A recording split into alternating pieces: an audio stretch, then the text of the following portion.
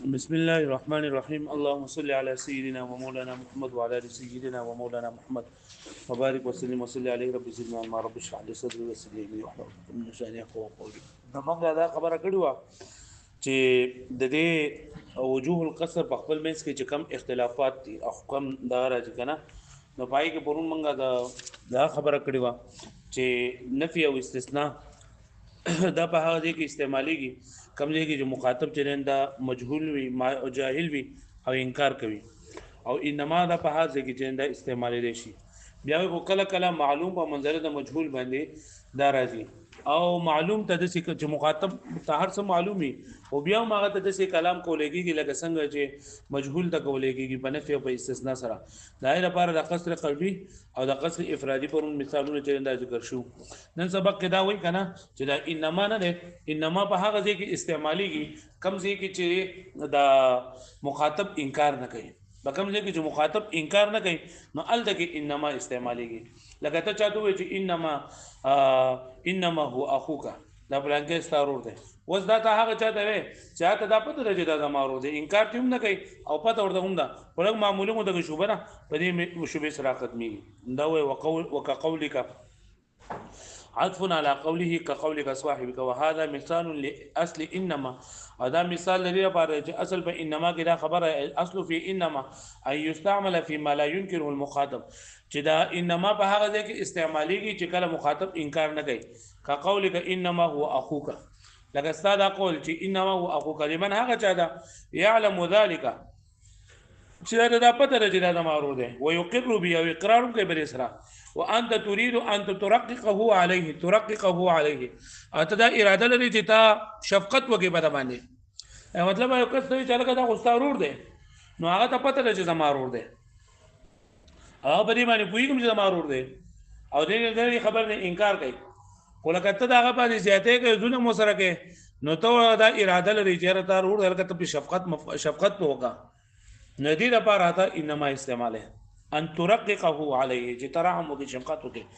تجعلوا يعني وګرځي ته مې يعلم ذلك رقيقا مشققا مشفقا على اخي مشفقا شفقت کوم په خپل باندې. والاولى بناء على ما ذكرنا ان يكون هذا المثال ورد هذا چې دا مثال ذکر کړه من الاخراج لا على مد الظاهره فقد ينزل المجهول منزله المعلوم. وې مخکې موږ دا خبر وکړه لګنه چې مجهول ته خبره کولېږي نه په نفي او په استثناء سره کی کرا او کله کله معلوم په منزله د مجهول باندې ګرځي نو یې مجهول ته اصل کې د خبره کیږي په نفي او په استثناء سره او کله یو خبره د سې چې هغه ډیره زیاته ظاهري نو هغه ته د مجهول په منزله د معلوم باندې ګرځولېږي. مجهول په منزله د معلوم خو شو چې کس هو مجهول له دا د مخاطب ته مجهول له غواړه ته څه خبره کوي لکه څنګه چې ته معلوم تکي د پاره لري چې دا خبره د زیاته واضحه ده کتبه کې لږ سوچ وکړي نستاغه دا به ختم شي. لکه دغه کافرانو بدا خبره کوله يهوديانو چې انما نحن مصلحون چې بشکه منغه خو اصلاح کوونکیو الله تعالی الا انهم هم المفسدون. نو ګورو دا خبره لګي الا بغیر راغله ان بغیر راغله او زميري فصل بغیر راغله جمله اسميه بغیر راغله خو بیا هم دودا دا کې چیرې د دې خبرینه دا فساد دا ظاهر دی کدو بل خبره من لږ سوچو کې نو دوبا دغه شي فساد قرون کې وي او مسلمین بنئ نو دلته کې دا مجهول په منځره د معلومه نه غړور دی لکه پوښو به نه معنی. وقد ينزل المجهول وكلا كلا را کوزولېږي چې مجهول په منزله د معلوم باندې یعنی مجهول ته خو حکم کولېږي چې په نفي او په استثناء سره کوي او معلوم ته کې په انما سره نو ایدل کې دا مجهول ته نسی حکم کولېږي لکه څنګه چې معلوم ته کولېږي لادعاء ظهوره زکه چې د متکلم دعوه ده چې د خبره ډیره زیاته ظاهره فيستعمل له الثالث من استعمال ولېږي دا غیر پر دریم یعنی انما. نو قوله تعالی حکایت عن اليهود انما نحن مصلحون ادعوا دو دعوه کړي ان كونهم مصلحين چې دو اصلاح کوونکي امر ظاهر دی او دا د اصلاح کوونکي دا د یو امر دی ظاهر من شان چې ظاهر د شان دی الله يجهل المخاطب ولا ينكره چې نه مخاطب د نه جاهل شي او نه انکار کوي. ولذلك جاء د دې د راغلي الا انهم المفسدون للرد عليهم د پار درد کول چې دوی چې انما نحن مسلمون نو الله تعالی ورته الا انهم المفسدون چې دا مصلحون نه دي بلکې دوی مفسدين دي. مؤکدا چې دې تاکید کړل شي بما ترى هغه چې ته اینه چا کم تاکیدات نوې من ایراد الجمله الاسميه الداله على الثبات یو خدا چې جمله اسمیه را چې دا دلال کوي په ثبات باندې یو دا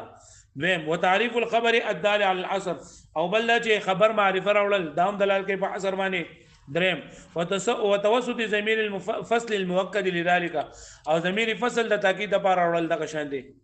وتصدير الكلام بحرف التنبيه اصلورم نمبر دا چې د کلام په شروع کې حرف تنبيه راوړل شي دا الدال جهه دلالت کوي على ان مضمون الكلام چې د مضمون کلام ما له خطر هغه چې لپاره خطر او به عنایت وتاکیده بان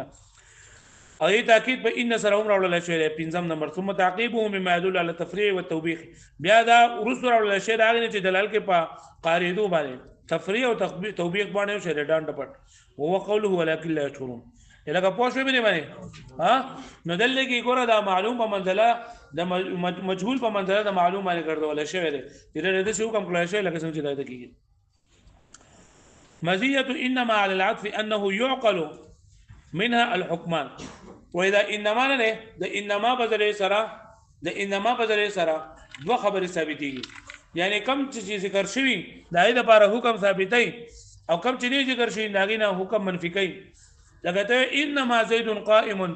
نو بدی سره دا خبره واضح شو چې صرف زید ولل زید د لپاره قیام ثابت دی او د عمر بکر د لپاره نه ده نو په عدب کې دا خبره نه په عدب کې صرف تصریحي او نفي پکې نه وي او دلته کې په انما کې چې کم ذکر کړی شي دا غیر اثبات او کم چې نه ذکر کړی شي هغه د نفي لپاره دي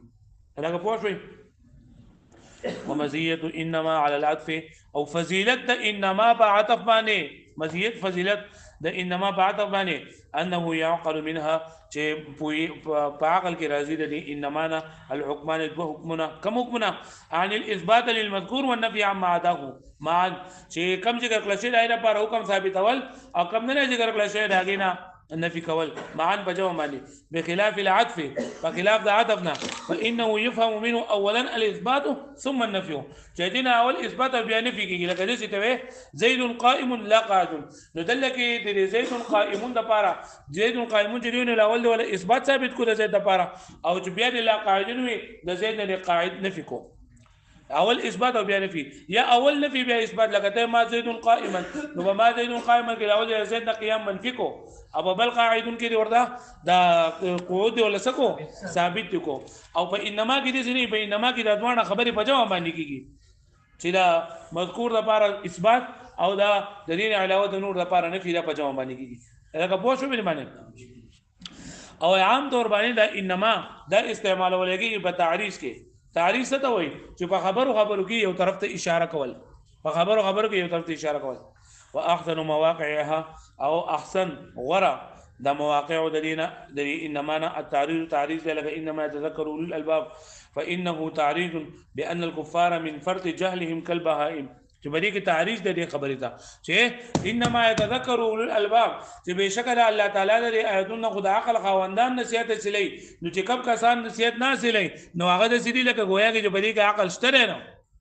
گویا کې بری کاړو عقل څه نه دې تعریض د پاره رااله تعریض په کلام کې پټه اشاره ته ویل کېږي فانه تعریض دا تعریض بان الكفار بشکره کافرن من فرض جهلهم د ډیر جهل د وجنه کل بهایم په شان د سروري فطمع النظر منهم كطمعه منها دون د نظر او د دون د فکر کولو د دون د نصیحت حاصلولو تم کول د سیده لګره سرونه تم کول یک طمع النظر من البهایم لکه پوه شو به معنی بیا وای د دې سره پورې دا کم مثالونه موږ وی کنه دا قصر نو دا منګه د مبتدا او د خبر په منځ کې دا قصر براتلو نو څنګه چې قصر د مبتدا او د خبر په منځ کې راځي دغه شان د فعل او د فاعل په منځ کې هم راځي دغه شان د فاعل او د مفعول په منځ کې هم راځي دغه شان د مستثنا په منځ کې هم راځي بیا موږ ته بسنګ پته لګي چې مقصور علی په کم یو کم پکې راځي نو کم چې د حرف استثناء سره متصل او ما بعد وی کنه دا مقصور علیه وی او کم چې مخکې یا به مقصور وی کم چې د استثناء نه مخکې نه به مقصور وي او کم چې د استثناء نه وروسته به څه وي ثم القصر كما يقع بين المبتدا والخبر وبیا چې قصر څنګه چې واقع کېږي د مبتدا او د خبر په منځ کې علامه مره يقع بين الفعل والفاعل نو فاق کېږي د فعل او د فاعل په منځ کې هم لکه ما قام الا زيد نه دی ولاړ مگر زید نو ځل کې د فعل او د فاعل په منځ کې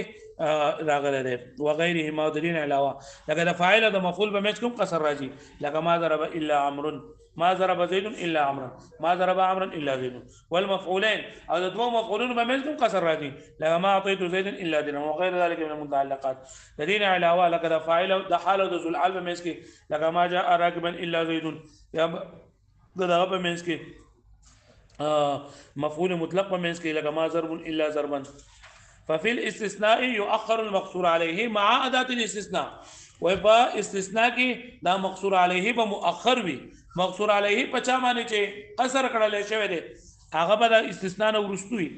مع أداة سره د أداة الاستثناء حتى لو أريد القصر على الفاعل وكتصرف دا فاعل لا قصر اراده استعين تبرس ما ضرب عمرا الا زيد ما ضرب عمرا الا زيد نو دل ګور دا زید عربي استثناء نو سورغه نو مقصور عليه دا ولو اريد القصر على المفعول او کچ دی اراده د قصر وکړه شو مفعول باندې نو مفعول او بیا استثناء نو تو کېږي چې ما ضرب زيد الا عمرا لکه پوه شوي والدليل قصر الفاعل المفعول او قصر المفعول الفاعل څه مطلب دی یعنی دا فاعل را بندول په مفعول باندې دا فاعل لپاره دا یو مفعول ثابت دی بل نه ومعنى قصر الفاعل على المفعول مثلا قصر الفعل المسند الى الفاعل المفعول لکه چې دا را بنکل شوی دا فعل کم چې نسبت کړل شوی فاعل ته په مفعول باندې وعلى هذا قياس الباقي فيرجع الى قصر صفه على الموصوف او اذا قصر صفه على الموصوف باندې امراض او قصر الموصوف على صفه امراض او حقيقي امراض قصر حقيقي امراض او قصر غير حقيقي امراض فقصر افرادي امراض او قلبي امراض او تعييني امراض ولا يخفى اعتبار ذلك لکه پوه شو به معنی بس نه دا لس منټه بعد یې څه خبرو